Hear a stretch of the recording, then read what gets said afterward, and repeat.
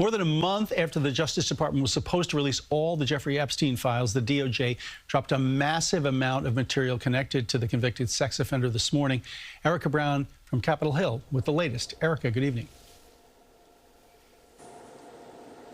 Good evening, Dick. And today, the Justice Department released millions of new documents related to convicted sex offender Jeffrey Epstein with redactions the department says is needed to protect survivors. But some lawmakers have criticized this recent release, saying it's not enough.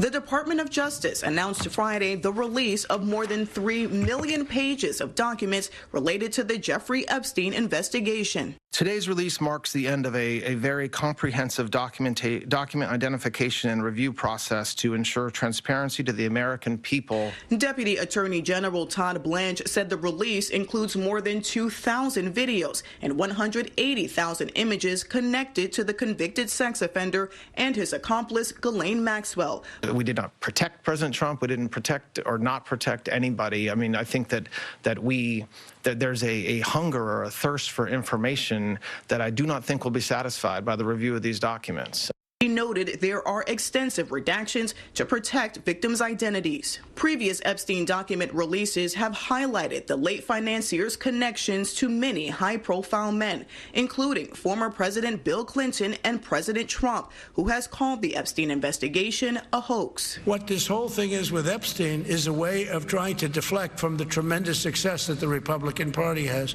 The Justice Department says it has to submit a final report to Congress, providing the justifications for the redactions before the matter is complete.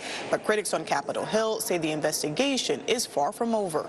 Democrat Robert Garcia, the ranking member of the House Oversight Committee, released a statement slamming the DOJ for releasing only about 50% of the material it collected, saying, quote, "We are demanding the names of Epstein's co-conspirators and the men and pedophiles who abused women and girls." He also promised a thorough review of the newly released material.